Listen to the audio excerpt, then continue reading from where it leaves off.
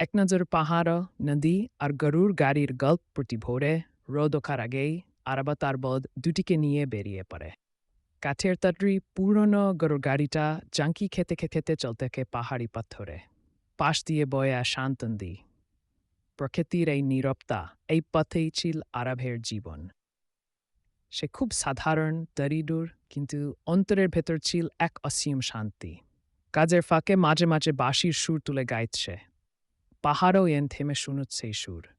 একদিন অন্যরকম এক সকাল নদীর ধারে অপেক্ষা করছিল এক শাহুরে মেয়ে, নাম মেহরিন। রঙিন জামা পরে, চোখে সাহস, মুখে মৃদু হাসি। সে হঠাৎ গরুর গাড়ির সামনে এসে দাঁড়া। আমি একটু উঠব তোমার গাড়িতে, ওদি কিছু মনে না করো, এই পথে কেউ আয় না। আর একটু সংকোচে বলে, আজ আমি আবো, সাথে থাকো তুমি। গরুর গাড়ি চলতে থাকে। চারপাশে শুধু পাহাড়, গাছ আর পাখির ডাক। মারফতে গাড়ি থামে, কোথাও মানুষ নেই।